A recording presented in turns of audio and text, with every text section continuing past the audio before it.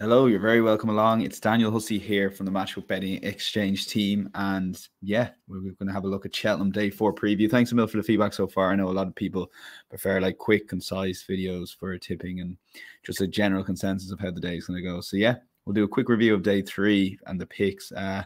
Look, obviously disappointing from Side of Burley. I think he finished 8th.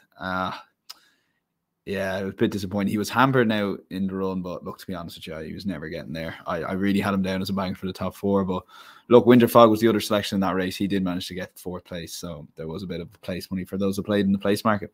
And Florian Porter was a great win in the Stairs Hurdle. It was genuinely buzzing for him now.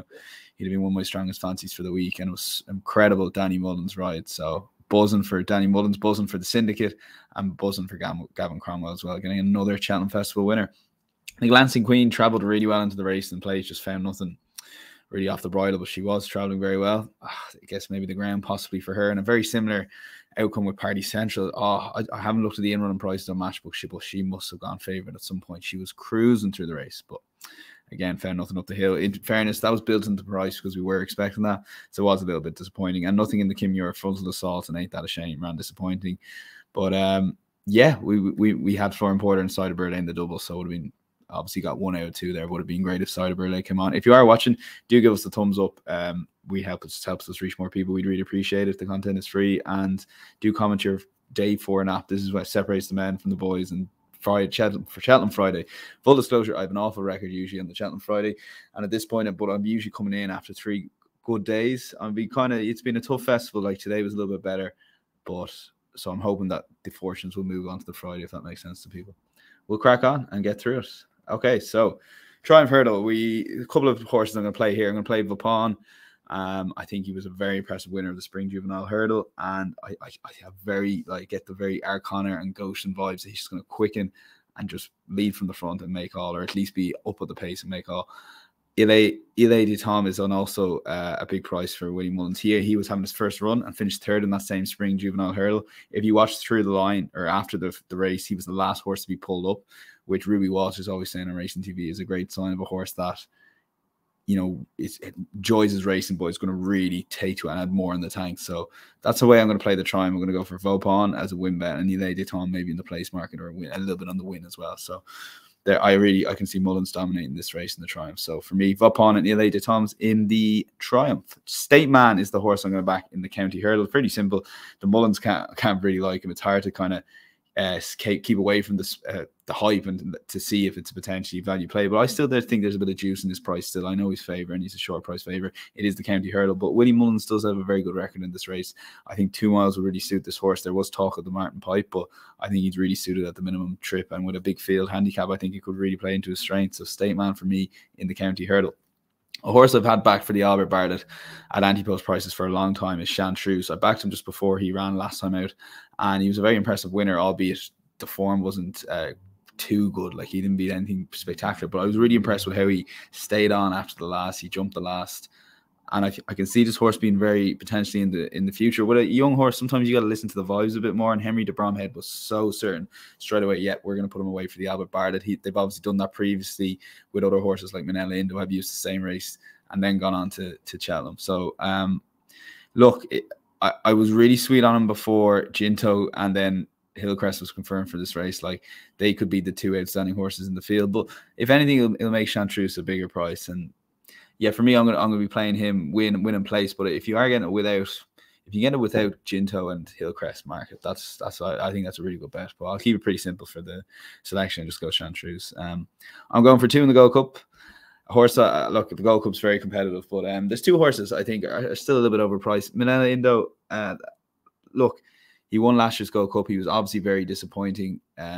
His first run in Down Royal was actually fine and was expected. It's the King George run for most people that people aren't happy with, and it was too bad to be true.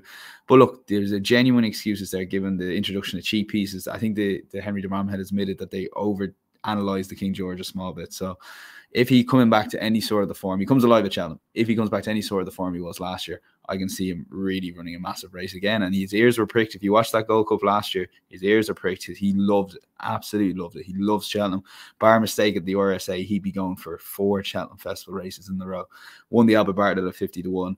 made a mistake at the last and ended up finishing second to champ in the RSA and then bolts up in the Gold Cup. So if you look at solely Gold Cup form, or sorry, Cheltenham form, he should be favoured here. So yeah, I'm happy to take with Minella Indo. And I'm going to have a very small play on Tornado Flyer. I think he's been unfairly crabbed in the King George gate. Now, admittedly, it was a pace collapse in front, but Winnie Mullins is pretty convinced this horse will be even better for further in trips. So 3 mile 2 as opposed to the 3 mile in the King George. And King George, obviously, in Kempton on a flat track. So yeah, there's no reason why Tornado Flyer can't run a big race for Woody Mullins at a double figure price. So I think that's worth taking. Take 2 there in the Gold Cup. Look, I'm not going to kid anyone. I'm not a massive hunter chase man. I usually decide during the day's race and how it's going, whether I have a bet in the in the hunters chase, as it's known now. So look, I bit away. He's gone 2 seconds in a row. You'd hope that he can potentially win it finally. And for Patrick Mullins, who obviously wasn't on him last year, but was on the year before. So there'd be no bet race in the hunters chase. I was very close to going no bet in the mare's chase. I love Concertista, and I've loved her for a while. I was heartbroken when she lost the mare's hurdle last year. I thought she was unfairly crabbed that she wouldn't stay. Ultimately, she probably didn't stay behind Black Tears, although it was still a really good run. She ran over 2.6 over fences, and like, your jumping is economical, and that's probably, it's not as spectacular maybe as a Ellie Mae or a Mount Ida when she puts it all together. But I just think the price difference at the moment, I think Concertista is around 5 or 6.0 compared to like 3.5 Mount Ida and Ellie Mae. I think that's a little bit too big a gap. So I'm happy to take her on. Paul Town will take the ride. She's got great Cheltenham form. She's gone 2-1-2 in the last 3 years in Cheltenham. And I think if she gets into good rhythm jumping, I think she's the one to play in the mare's chase. And finally, probably my strongest fancy of the day is the Martin Pipe, and it's Langer Dan. And this horse is unfairly crabbed because he was absolutely hit out of the park by Galloping Deschamps in the Martin Pipe. But and it's maybe too simplistic to say this sometimes, but if you take Galloping Deschamps out of that race, he absolutely bolted up in a Martin Pipe, and there's no way he'd be anywhere near the mark he was on last year this year. He had a trot around last time out on his seasonal reappearance and got dropped £3 by the British handicapper. So he's trying his best to get him well handicapped. But no, I've liked him for a long time in this race, Langer Dan.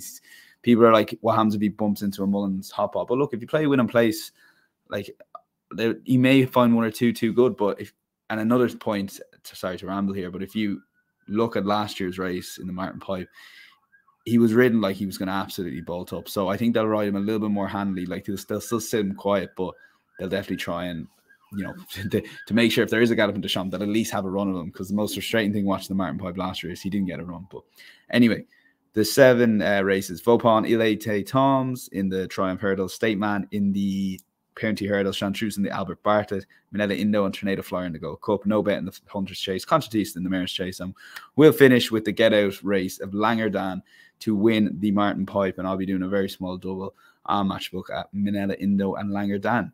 Thanks very much. All those tips and plenty of other tips available at insights.matchbook.com. I have my preview, basically this in written form. There's Ed Quigley's got 4 selections to back on Friday. Tom Stanley's summarised the podcast best bets that I hosted with Don McLean and Mihal DC, who's on absolutely fire at the moment. Put in a couple of outrageously long winners on the Twitter spaces. So if you're watching this before Friday morning, then we will be doing a Twitter space on the @Team Matchbook Twitter account. And the last thing to say is, do, as I said, like the video. We'd really appreciate it, and subscribe if you haven't already to the YouTube channel. That's it. All that's left to say is enjoy the racing and enjoy the weekend, and take care.